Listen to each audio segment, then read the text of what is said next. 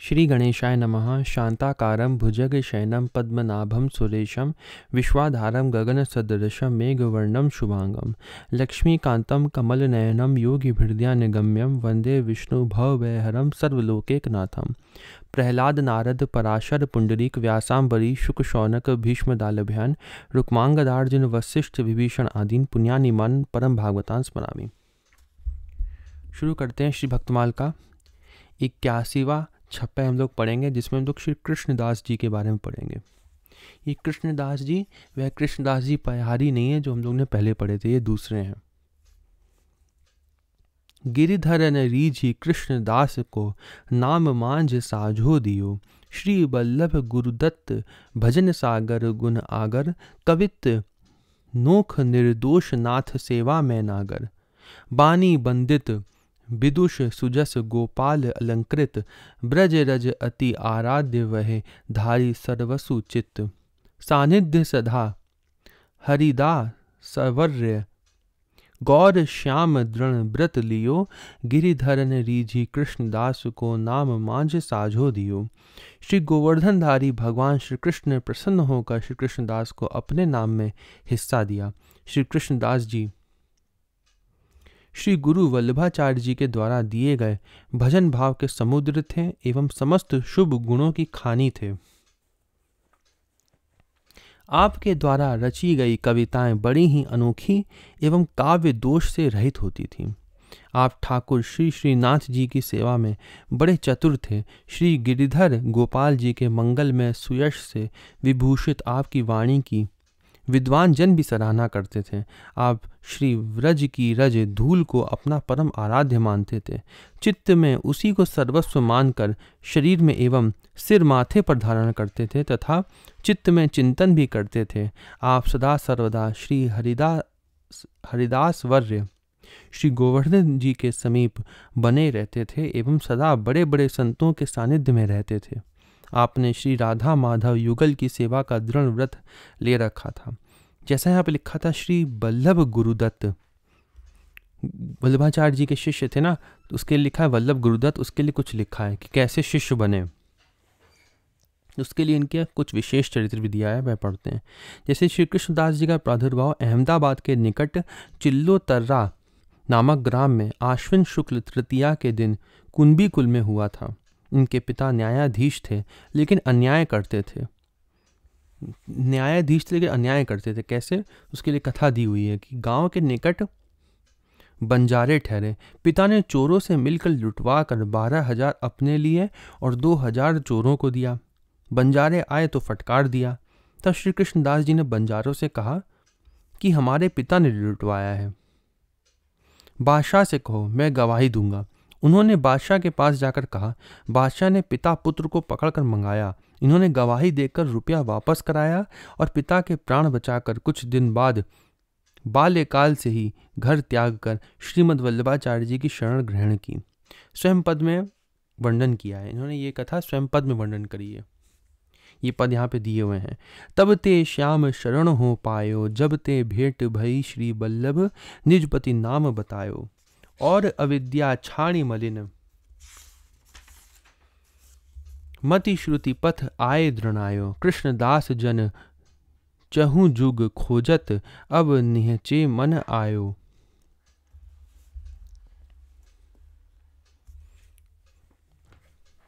इनकी सेवा निष्ठा को देखकर महाप्रभु जी ने अधिकारी बनाया। एक बार इनके पद को सुनकर प्रिया प्रियतम ने भाव विभोर होकर नृत्य किया था। ब्रज रज से आपका बहुत प्रेम था, क्योंकि ब्रज के एक एक कण को श्री ठाकुर जी ने आस्वादन किया तथा ब्रज रज को श्री ठाकुर जी के अंग प्रत्यंग का स्पर्श प्राप्त हुआ है। अब यहाँ से प्रियादास जी के कवच शुरू होते हैं 344 से। प्रेम रसारस कृष्णदास जू प्रकाश कियो, लियो नाथ मानी सो प्रमाण जग गाइए। श्री कृष्णदास जी ने अपनी सेवा साधना सदुपदेश एवं सदग्रंथों के द्वारा अपार प्रभु प्रेम पारावार को प्रत्यक्ष करके दिखा दिया। ठाकुर श्री श्रीनाथ जी ने भी इनके प्रेम को मान लिया था। इस बात का प्रबल प्रमाण यह है कि आज भी सारा संसार इनका यशोगान करता है। दिल्ली के बाजार में जलेबी सोनिहारी नैन भोग ले लगाई लगी विद्यमान पाइए। इनके प्रेम प्रकाश की दो एक लीलाओं का स्मरण करते हुए श्री भक्तमाल जी के टीकाकार श्री प्रियादास जी कहते हैं कि एक बार आप श्री ठाकुर जी के सेवा कार्य के लिए दिल्ली गए हुए थे।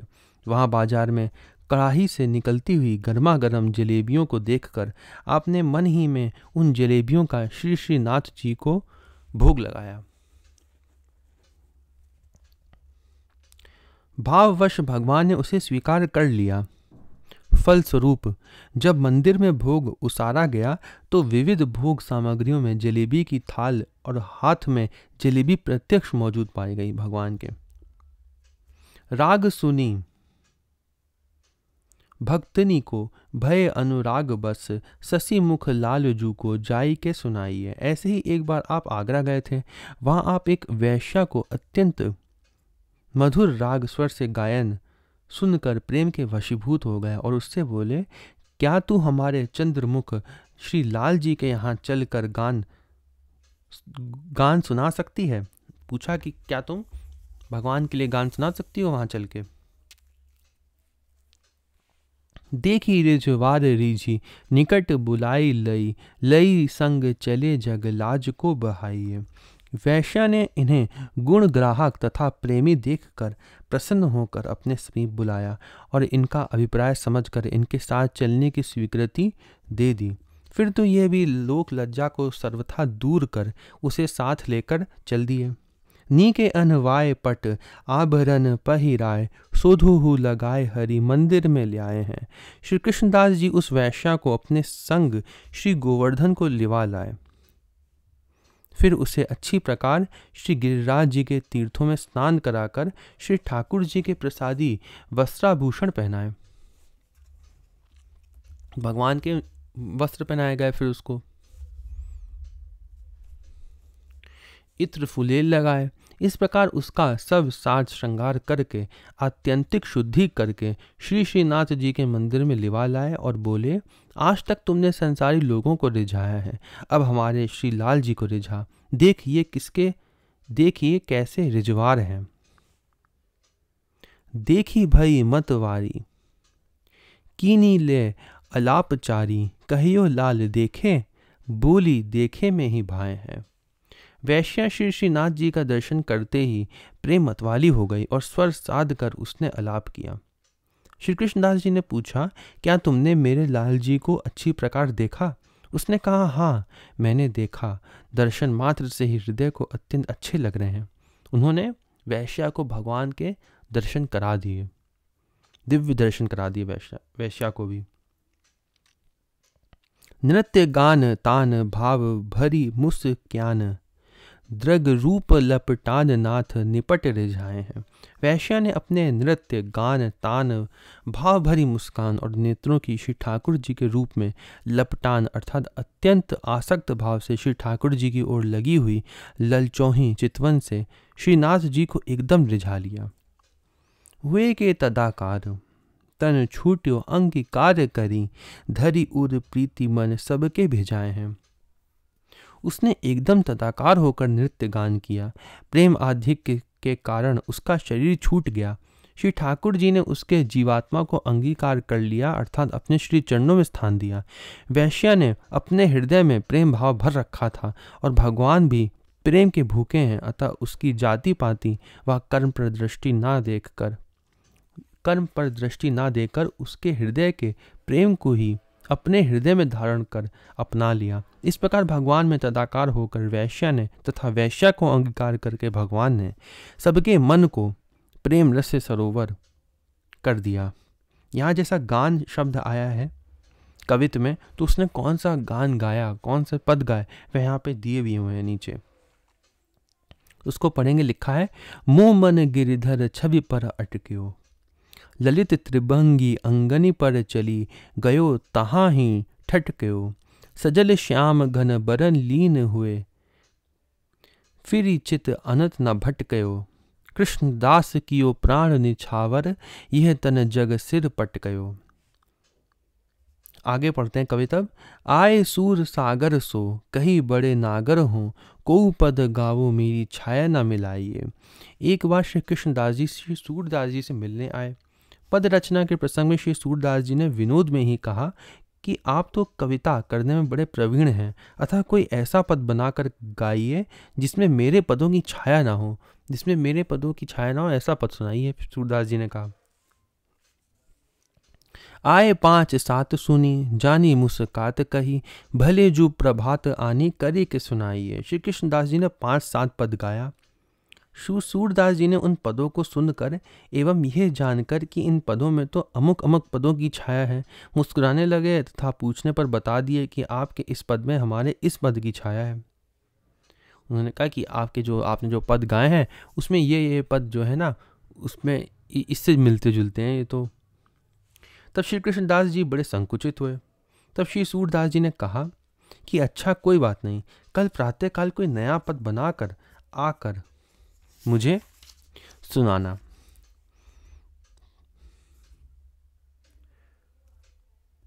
पर वो सोच भारी गिरधारी और धारी बात, सुंदर बनाए सेज धरियो लियो लखाइए। कृष्णदास जी कौन थे? भगवान के भक्त थे। तो भगवान के जो भक्त शरणागत होते हैं तो भगवान उनका पूरा भार संभालते हैं। इसी से संबंधित है ये कथा। आगे क्या होता है, निवास स्थान पर आकर श्री कृष्णदास जी को भारी सोच हुआ, क्योंकि कोई भी भाव श्री सूरदास जी से अजूता नहीं मिल रहा था। श्री कृष्णदास जी के सोच को भगवान श्री गिरिराज धरन श्री श्रीनाथ जी ने अपने मन में धारण किया और उस सोच को निवारण करने के लिए प्रभु ने स्वयं एक अत्यंत सुंदर पद बनाकर श्री कृष्णदास जी की शैया पर रख दिया। जब चिंता में निमग्न श्री कृष्णदास जी शैया पर पौड़ने गए तो सिरहाने श्री प्रभु के कर कमल से लिखा हुआ पद पाए। उनको वो पद मिला। वह पद क्या था? तो वह पद नीचे दिया भी हुआ है, पहले उसको पढ़ लेते हैं। सुंदर बनाए, भक्ति की चिंता को दूर करने के लिए प्रभु ने स्वयं पद की रचना की। और ये जो पद है ना, ये आज भी गाए जाते हैं, ऐसा भी ऊपर लिखा है। तो कौन से पद थे वह यहाँ पे पढ़ते हैं। आवत बने कान गोप बाल कन संग, नेचु की खुर रेणु शुरित अलकावली, भोह मन मथ चाप वक्र लोचन बान शीश, शोभित मत मोर चंद्रावली, उदित उड़ुराज सुंदर शिरोमणि, बदन निरखी कूली नवल युवती कुमुदावली, अरुण सकुचत अधर बिंब फल उपहसत, कछुक परगट होत कुंद दशनावली, श्रवण कुंडल तिलक भाल, बेसरी नाक कंठ कौस्तुभ मणि, सुभग त्रिबली बली, रत्न हाटक खचित, उर्सी पद कनक पाती, बीच राजती सुभग, झलक मुक्तावली, बलय कंगन बाजू बंद, आजनु भुज मुद्रिका, करतल विराजत नखावली, क्वणित कर मुरलिका, अखिल मुहति विश्व गोपिका, जनमनसी ग्रंथित प्रेमावली, कटी शूद्र घंटिका, कनक हीरामयी नाभि, अंबुज बलित भृंग रोमावली, धाय कबहुक चलित भक्त, हिल जानी प्रिय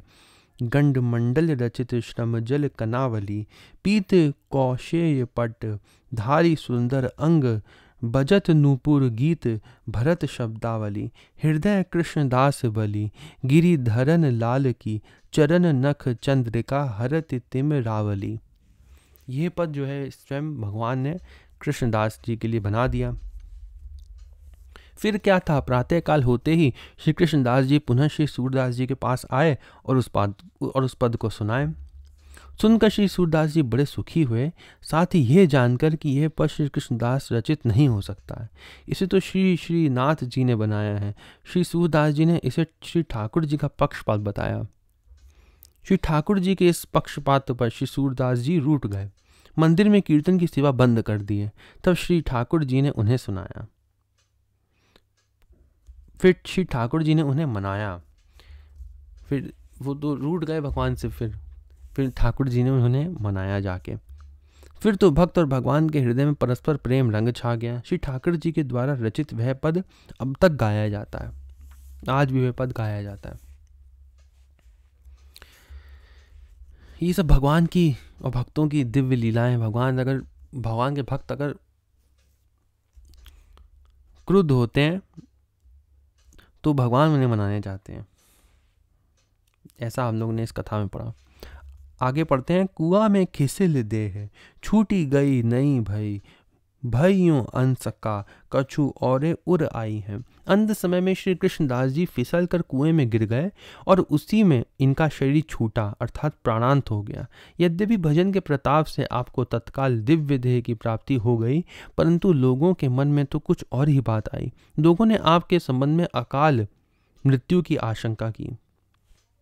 नीचे से थोड़ा सा दिया हुआ है, जैसे आशंका लिखा है ना, लोगों ने आशंका की तो क्यों करी, उसके लिए कुछ लिखा है। जैसे कुएं में गिरने से अकाल मृत्यु मानी जाती है, अतः प्रेत योनि में जाने की लोगों में शंका बनी हुई थी।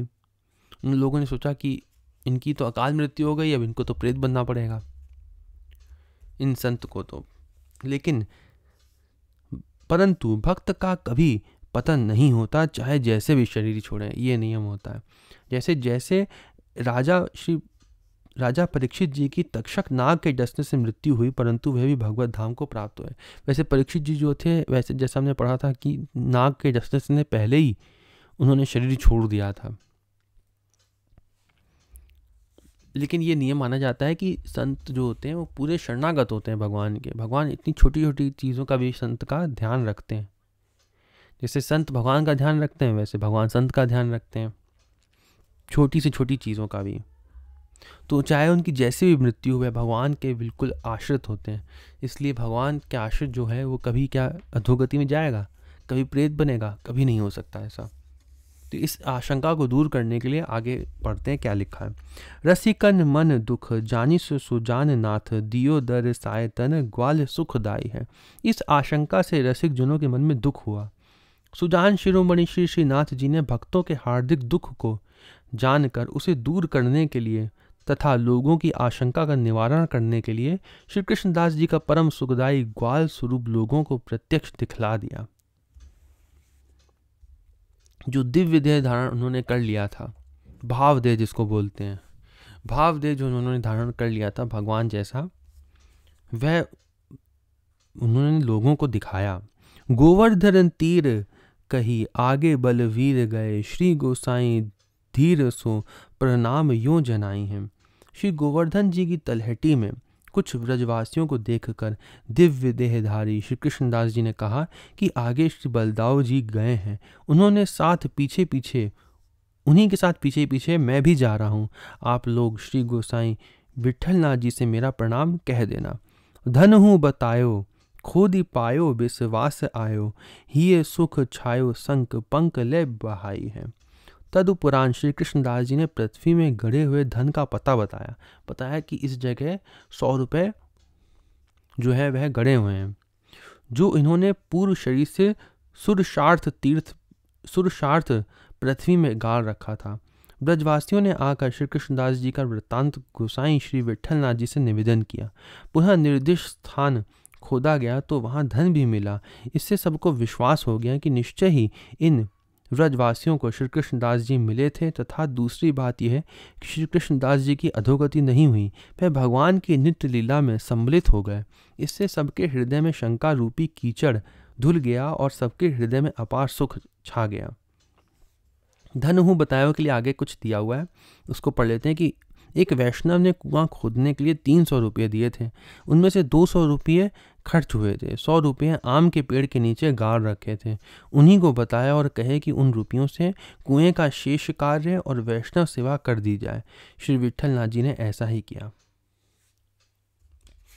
तो कृष्णदास जी का चरित्र जितना यहाँ पे दिया हुआ था वह यहाँ समाप्त होता है। अब हम लोग श्री वर्धमान जी तथा श्री गंगल जी के बारे में पढ़ेंगे।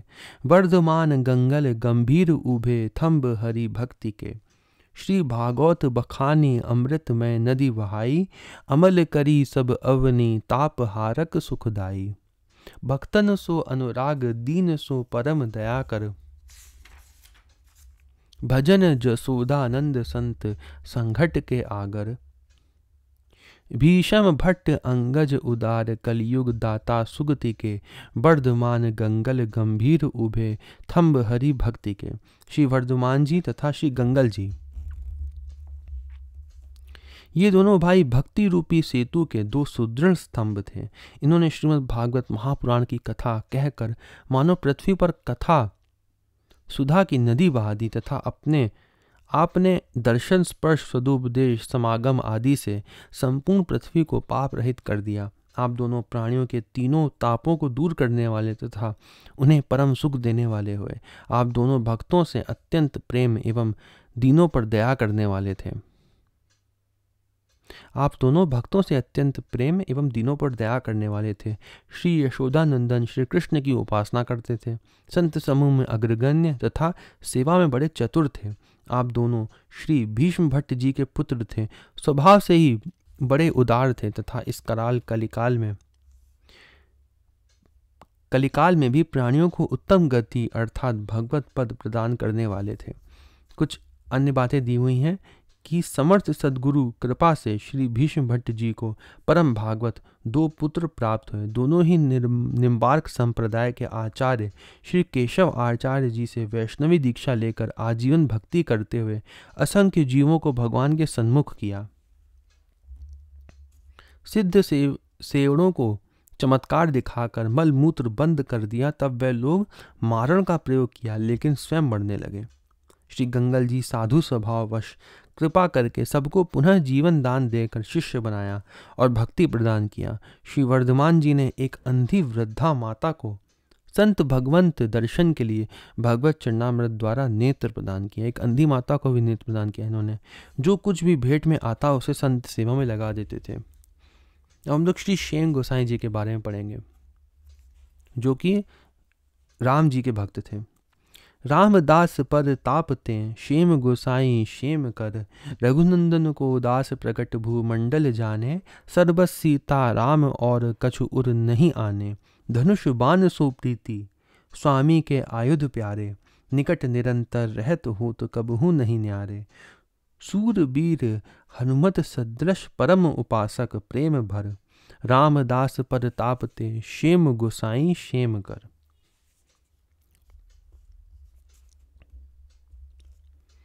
श्री गुरु रामदास जी के प्रताप से, कृपा प्रसाद से श्री शेम गोसाई जी सचमुच प्राणियों का शेम अर्थात कल्याण करने वाले हुए। आप श्री राघवेंद्र सरकार के अनन्य भक्त थे। यह बात सारे संसार में विख्यात थी। सब लोग जानते थे आपके सर्वस्व श्री सीताराम जी थे। अपने इष्ट को छोड़कर और कुछ भी हृदय में नहीं लाते थे, अर्थात अन्य किसी देवी देवता का ध्यान नहीं करते थे। आपको अपने आराध्य देव श्री राम जी के आयुध बड़े प्यारे लगते थे। अतः श्री राम जी की ही तरह श्री राम जी के आयुध धनुष बाण भी अत्यंत प्रीति करते थे। धनुष बाण से भी अत्यंत प्रीति करते थे। जैसे जितना राम जी से प्रेम करते थे उतना ही धनुष बाण से भी प्रीति करते थे उनके। आप भावना में निरंतर अपने प्रभु श्री सीताराम जी के सन्निकट बने रहते थे। कभी भी एक क्षण के लिए भी अलग नहीं होते थे। आप श्री हनुमान जी के समान सूरवीर अनन्य उपासक एवं परम प्रेम से परिपूर्ण थे। और कुछ अन्य बातें दी हुई हैं, जैसे लिखा है धनुष बाण सो प्रीति। धनुष बाण से प्रीति थी, ऐसा क्यों? एक बार भगवान के दर्शन की उत्कट अभिलाषा को जानकर स्वयं भगवान ने प्रकट होकर दर्शन दिया। वरदान में इन्होंने उनके आयुध धनुष बाण ही मांगा। राम जी का धनुष बाण मांगा इन्होंने। एक बार धनुष बाण को चोरों ने चुरा लिया, जिससे इन्होंने वियोग में अन्न जल त्याग दिया। जब भगवान के दिव्य आयुध अपने आप आकर इनके हृदय से लग गए, तभी इन्होंने जल पान किया। वो अपने आप इनके पास आ गए। एक बार शिष्यों ने धनुष बाण को चुराया चाहा, लेकिन आयुधों को नहीं उठा सके। बाद में गुरुदेव की कृपा से फूलों की तरह सहज में ही उठा लिया। हनुमत सदृश परम उपासक, हनुमान जी की तरह उपासक थे। तो उसके लिए लिखा है, एक बार इनकी निष्ठा की परीक्षा लेने के लिए स्वयं श्री हनुमान जी एक अवधूत का रूप धरकर स्वर्ण की भैरव देव जी की मूर्ति लेकर आए और इन्हें देना चाहा, लेकिन इन्होंने साफ इनकार कर दिया। अवधूत बरबस देने लगे तो वे डंडा लेकर मारने के लिए दौड़े। उसी समय श्री हनुमान जी ने प्रकट होकर दर्शन दिया। वरदान में यह वर मांगा कि आपका जब भी स्मरण करूं तभी आकर दर्शन दें। हनुमान जी ने एवमस्तु कह दिया। एक बार विमुखों के छेड़ने पर हनुमान जी को स्मरण किया। उसी समय हनुमान जी ने प्रकट होकर दुष्टों को दंड दिया। एक बार कुछ वेशधारी सन्यासी जबरदस्ती धन से इनसे धन मांगने लगे। ना देने पर इन्हें मारने के लिए तैयार हो गए। दुर्भावना जानकर श्री क्षेमदास जी को आवेश आने पर सभी को मारकर भगा दिया। जो जितना चरित्र इसमें दिया हुआ था उतना ही पे समाप्त होता है। अगली वीडियो में हम लोग श्री विट्ठल दास जी के बारे में पढ़ेंगे और श्री हरिराम हठीले जी के बारे में पढ़ेंगे और श्री कमलाकर भट्ट जी के बारे में पढ़ेंगे। ओम नमो भगवते वासुदेवाय।